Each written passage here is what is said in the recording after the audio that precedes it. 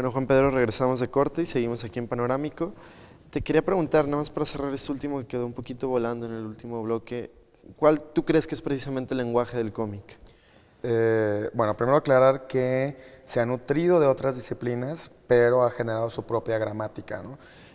Tiene, bueno, toda la parte de la pintura, del estilo gráfico, tiene la parte, a partir de los 80, 70 se empieza a absorber un lenguaje audiovisual, una gramática audiovisual, aunque ya podemos rastrear con McKay, por ejemplo, que ya tenía sus acercamientos a principios del siglo XX, en unas páginas geniales que estaban experimentando con el formato, pero sí tiene características que la televisión, el cine, incluso ahora, y también la pintura, ha aprendido del cómic.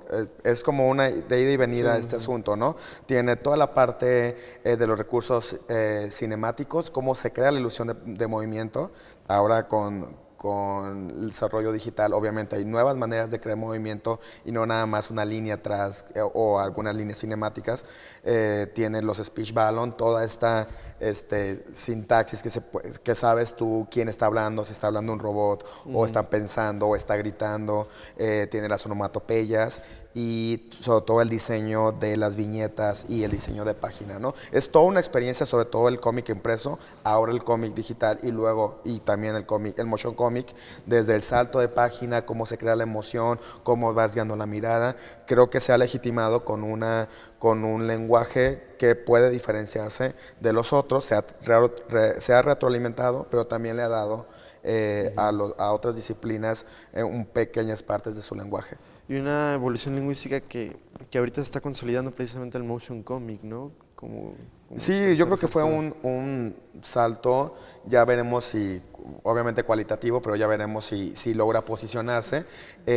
Primero fue el salto de lo impreso a lo digital y el problema en ese momento era crear la ilusión de, a través de la pantalla, cómo puedo crear la experiencia de la lectura del cómic, ¿no? Sí, era participativo, tenías que girar la página y teníamos problemas con el tamaño de las pantallas, con las lupas, que se genera toda una nueva forma de percibir el cómic. Hay una generación que a lo mejor no tiene ningún acercamiento con el cómic impreso, pero claro, ha cambiado y ha generado nuevos lectores, ¿no? Y ahora con el motion comic, ya veremos. Que me parece muy interesante, lo vamos a retomar. Y bueno, ahorita vamos con una entrevista con el maestro de animación, Eduardo Cardoso, y regresamos.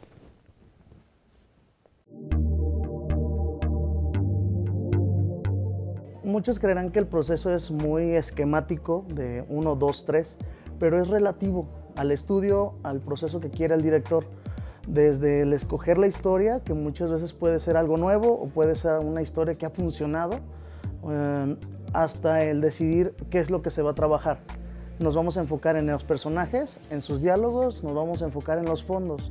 ¿Para qué son estas decisiones? Para saber si hacemos que la persona sienta que es un cómic en movimiento, como nos dice ahora sí el término motion comic, o hacer que se perciba más tener una sensación de animación estática. Sé que suena contradictorio, pero se utiliza mucho esto. Es mucho ver lo que quiere el director, es enfocarnos a un personaje, al fondo o a la historia. Un ejemplo muy notorio de esto fue un proyecto entrecomillado oficial, el de Watchmen, que sí es un motion comic. Pero el detalle fue que aquí fue solamente una persona como narrador haciendo todas las voces de todos los personajes, pero lo que sirvió para hacer ese sentimiento de es el cómic todavía, es que cada personaje todavía tenía sus globos de diálogo. Los fondos seguían estáticos, los personajes se movían poco en comparación a lo que era la fluidez de la historia, que los diálogos eran continuos y rápidos. Un ejemplo a la inversa, es otra cosa que hizo DC también, en Superman Red Son. Es una historia que nos cuenta qué hubiera pasado si Superman hubiera caído en Moscú o en San Petersburgo en lugar de Kansas, que nos enfoca mucho más a la interacción que tienen los personajes, haciendo un ritmo mucho más dinámico, mucho más amigable al espectador, al público, haciéndolo sentir en una animación más que en un cómic, sin perder esos elementos de relación entre fondo-personaje y olvidarte que hay diálogos escritos, sino que es el personaje hablándote a ti público como una película de animación, como lo que está haciendo últimas fechas DC Entertainment. Tenemos, obviamente está el director, está el productor, está el equipo de animadores, está el director de casting, pero me refiero a cuestión voz.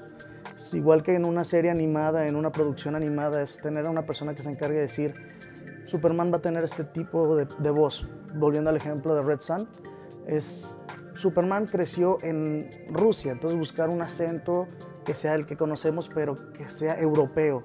Un Lex Luthor que siga siendo similar, una Lois Lane que sea agradable y que se adapte al estilo de la historia. Porque lo vemos también y no tiene que ver con el proyecto, que muchas veces vemos al mismo personaje con diferentes voces. Puede ser cuestión de presupuesto y todo, pero es básico el director de voz. Es uno de los más importantes, aún más que el animador.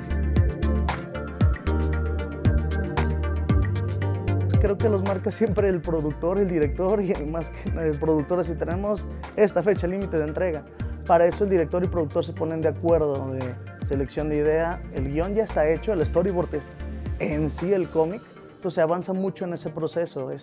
Volvemos a la decisión del director, ¿en qué nos enfocamos más? Interacción, fondo, personaje o los personajes o la narrativa, la velocidad de voz y cómo va a ir cambiándose.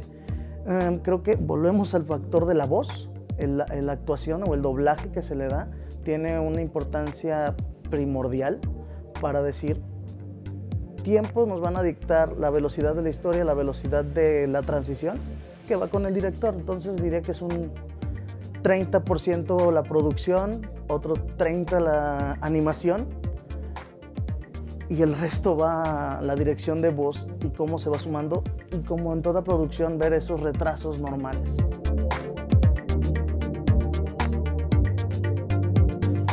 Me gusta hacer mucho el ejemplo con los carros. Cada quien sabe qué carro le gusta, qué marca y con qué se siente más cómodo. Pues podríamos empezar con el clásico Flash, con ciertas herramientas que ya está adaptando de programación y de esqueletos para animación, que tú vas montando tu personaje y vas delimitando brazos, piernas, torso, cabeza y decir cómo se va a ir moviendo y trabajar fondos en distintas capas. Casi siempre lo que es, aunque parezca pues un comercial, trabajar siempre con Photoshop, con Flash, con After Effects, hacer esa combinación para lograr pues la edición de la imagen, la animación de la imagen y un compositing posterior para lograr un ejemplo de un motion comic, trabajar fondo, personaje, crear esa profundidad con sombras que te puede dar el Photoshop en esa imagen, con un alfa, con ciertos fondos. Toon Boom también ya te sirve para animar, es mucho más tradicional, vamos a verlo, pero te sirve de igual manera. Trabajarlo con esos tres programas que son los más clásicos o básicos para trabajarlo. Ya puede haber otras opciones que utilizan en la industria, pero para incursionar o trabajar en ello de forma pues comercial, común, son muy buenas opciones con esa combinación de programas. Es básico en poder hacer ese nuevo híbrido que se habla con los nuevos medios, que se da la adaptación de cosas, que tienes la animación per se y luego el cómic y luego cómo fusionarlos y lograr nuevos proyectos, que es como pues, los nuevos medios nos están haciendo adaptarnos a estas cosas.